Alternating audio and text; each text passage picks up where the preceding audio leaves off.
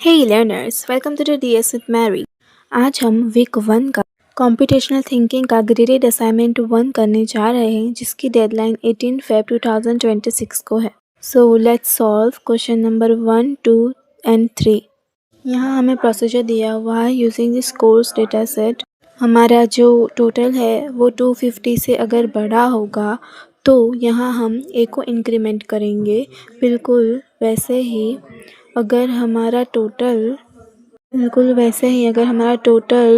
200 से बड़ा होगा और साथ ही में 250 से जो हमारा जो 250 से हमारा टोटल छोटा होगा तब हम बी इंक्रीमेंट करेंगे। अब वैसे ही अब जब हमारा टोटल 200 से छोटा होगा तब हम सी को इंक्रीमेंट करेंगे। हमें इस डेटा के मुताबिक क्वेश्चन 1, 2 एंड 3 को सॉल्व करना होगा। यहाँ हम सबसे पहले क्वेश्चन 1 का वैल्यू ऑफ ए को फाइंड करेंगे। तो हमें पता ही है कि जो हमारा ए है वो अगर 250 से बड़ा होगा टोटल तब ए होगा इंक्रीमेंट। वैसे ही बी के लिए जो 200 से बड़ा होगा टोटल और 250 से छोटा होगा, यानी 200 से 250 के बीच में आने वाली वैल्यूज़ को हम बी में काउंट करेंगे। अब वैसे ही सी के लिए जो 200 से छोटी होगी वैल्यू उसे हम सी में काउंट करेंगे। अब यहाँ मैंने जो स्कोर्स है वो मैंने यहाँ नोटबुक में लिखे हुए हैं, जहाँ टोटल है, कैटेगरीज़ है और रीजन्स है।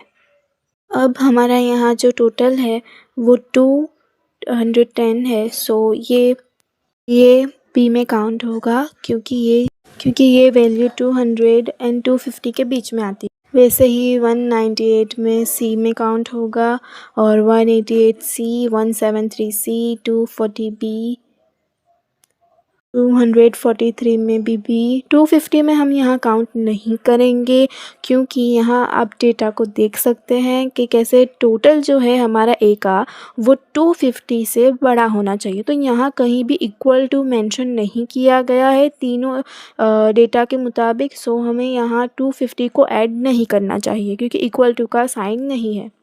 अब आगे चलते हैं। 252 में ए में काउंट होगा क्योंकि वह 250 से बड़ा है। 189 सी, 224 बी, 204 बी, 281 ए, 187 सी, 227 बी और 244 बी, 224 बी, 216 बी, 210 बी, 261 ए, 196 सी, 252 ए, 221 बी, 181 सी, 276 ए, 174 सी और 254 ए, 227 बी।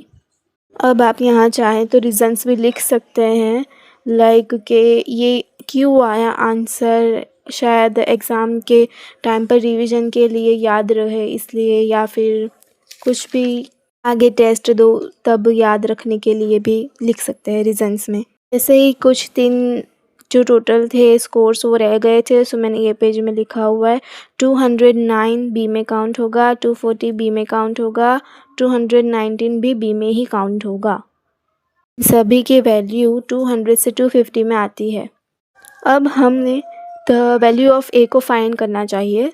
सो यहाँ पर 252 जो है ए 1, फिर यहाँ हो जाएगा 281 पर 2, फिर आगे वैल्यू मिली थी 261 3 और 252 ए यानी 4, फिर यहाँ 276 5 और लास्ट वैल्यू 254 6 मिली। सो यहाँ पर टोटल जो ए मिला हमें वो 6 मिले, so the value of A will be 6। ऐसे ही हमें द वैल्यू ऑफ बी को फाइंड करना होगा। सो यहाँ 1 2 3 4 5 6 7 8 9 10 11 12 13 14 और 15। सो यहाँ हमें टोटल जो वैल्यू मिली है द वैल्यू ऑफ बी की, सो वो 15 मिली हुई है। तो वैसे ही हम द वैल्यू ऑफ सी को फाइंड कर लेंगे। 198 सी, 188 सी, 173 सी, सो 1 2 3 3 हुए, 4, फिर यहाँ 5 6 181 7 और यहाँ 174 जो होगा वो 8। ऑलराइट, सो यहाँ द वैल्यू ऑफ सी की हमें वैल्यू मिली है 8। यहाँ कुछ लोगों का आंसर 9 आया हुआ होगा, बट वो आंसर करेक्ट नहीं है क्योंकि कुछ लोगों ने 250 को भी काउंट किया होगा, इसलिए एक ज़्यादा बढ़ गया, इसलिए उन लोग 8 नहीं 9 नहीं होगा, 8 यहाँ पर आंसर होगा।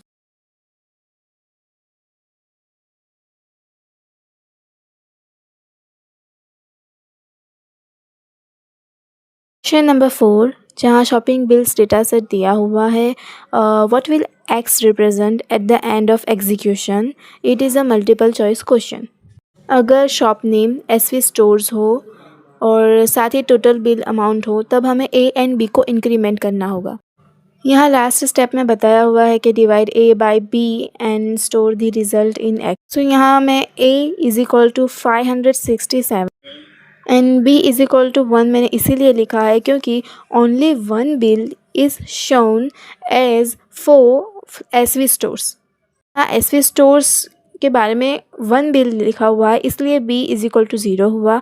विथ टोटल बिल अमाउंट 567 हुआ, टोटल जो है वो, सो उसे हमने ए में काउंट किया हुआ है। यहाँ स्टेप 7 के मुताबिक डिवाइड a बाई b करेंगे, जैसे x is equal to a upon B, वहाँ वैल्यू पुट करके 567 अपॉन 1, सो हमें वैल्यू मिलेगी 567। तो यहाँ स्टेप 7 के मुताबिक divide a by b and store the result in x। सो ये स्टेप जो था वो मेन था, सो इसी स्टेप के मुताबिक हमने पूरा इसका सॉल्यूशन निकाल कर बताया है।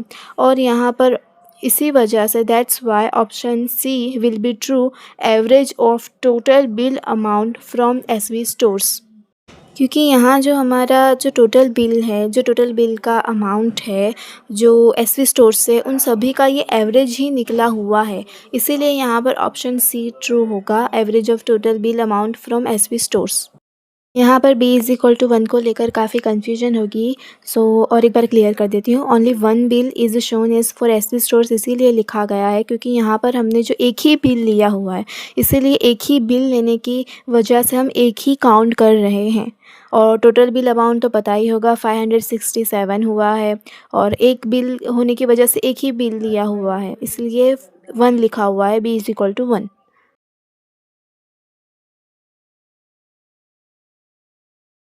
क्वेश्चन 5, जहाँ वर्ड्स डेटा सेट के बारे में बताया गया है, ए एंड बी क्या रिप्रेजेंट करता है वो जानना है। तो सबसे पहले हम यहाँ a इज़ इक्वल टू 0 लिखेंगे and b is equal to भी 0 लिखेंगे। मैं यहाँ POS इसलिए लिख रही हूँ जिसका मतलब होता है parts of speech. If verb letter count हो तब मैं यहाँ a को इंक्रीमेंट करूँगी, वैसे ही इफ़ एडवर्ब लेटर काउंट हो तो मैं b को इंक्रीमेंट करूँगी।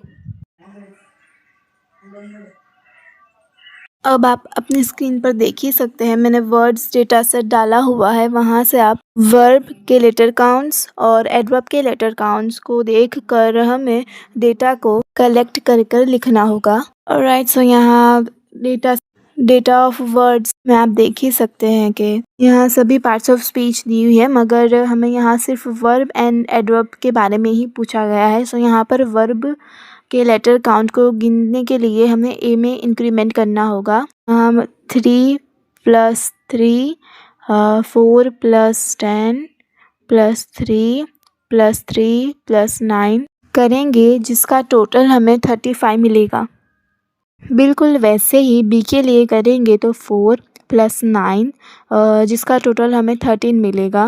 सो इसी वजह से हमारा आंसर ऑप्शन ए ट्रू होगा, जहाँ हमें ए की वैल्यू 35 मिली है एंड बी की वैल्यू 13 मिली है। So option A will be true, 35 and 13।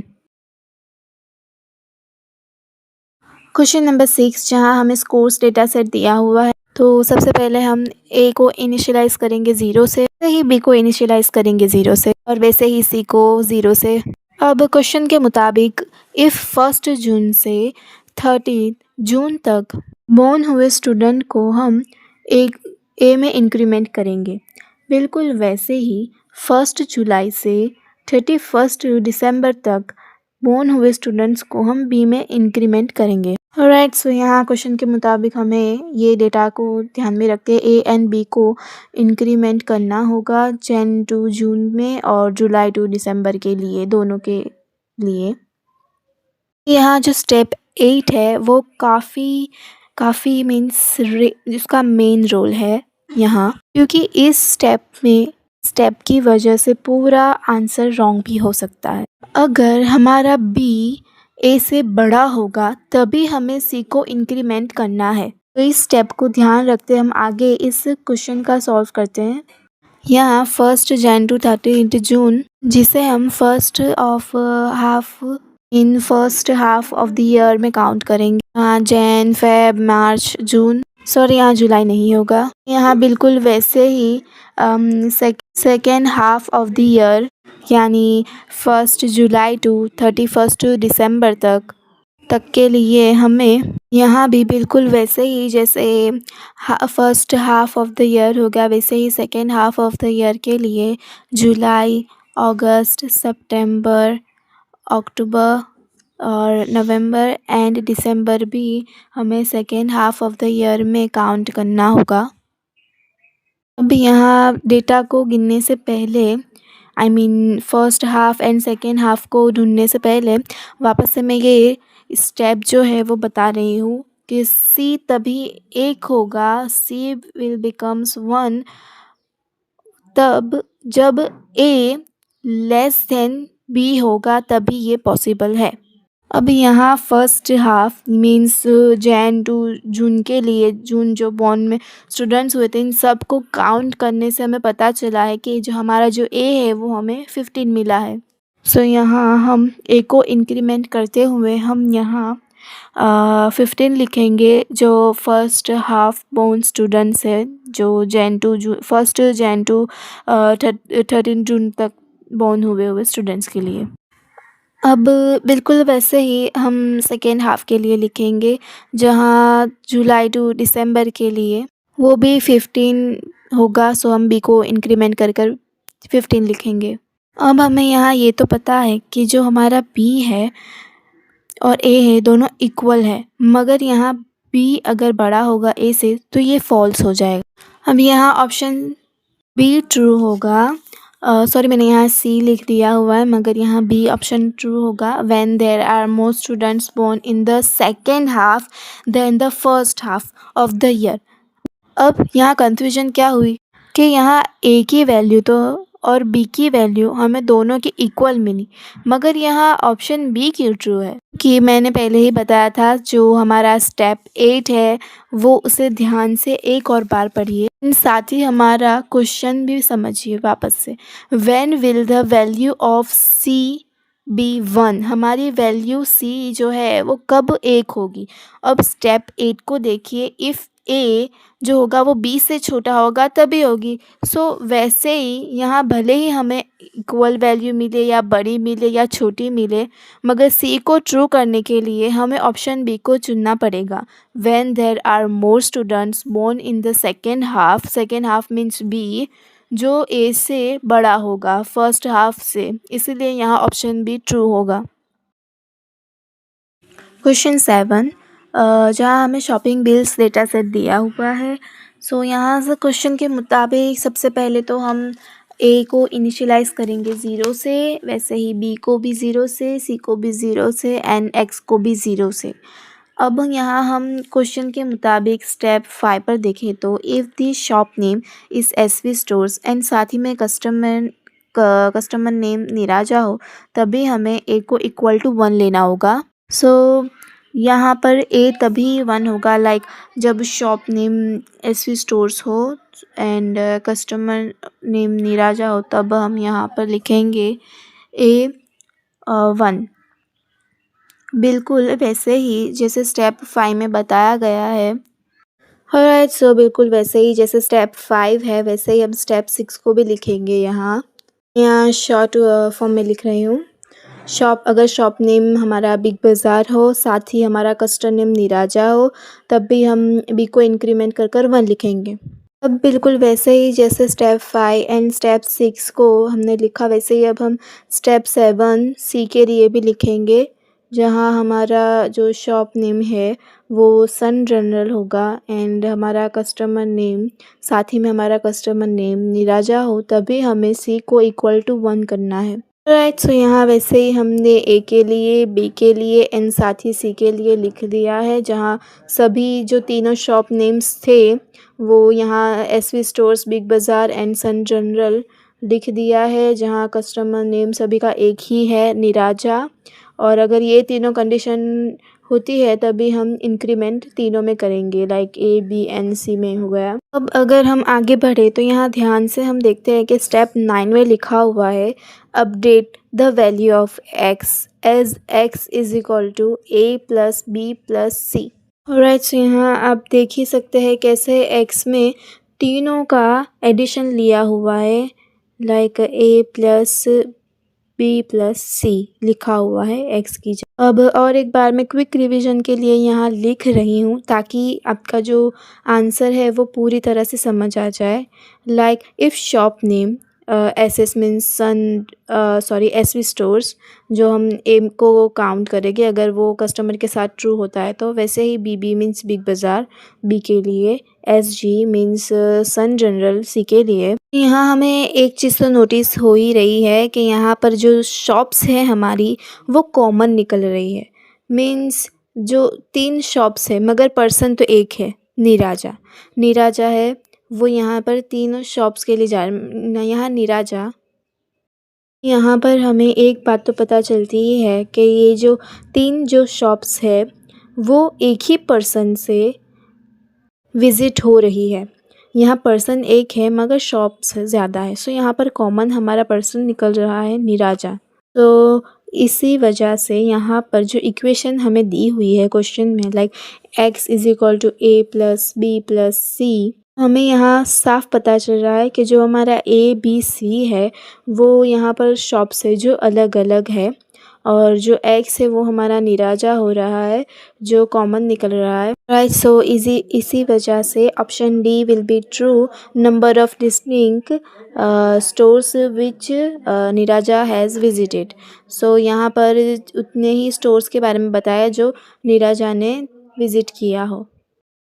Question 8, जहाँ हमें शॉपिंग बिल्स डेटा सेट के बारे में बताया गया है, जहाँ हमें एस वी स्टोर्स में total bill amount more than 500 बताया है। अब यहाँ प्रोग्रामर ने कुछ मिस्टेक की हुई है, वो हमें फाइंड कर बताना होगा।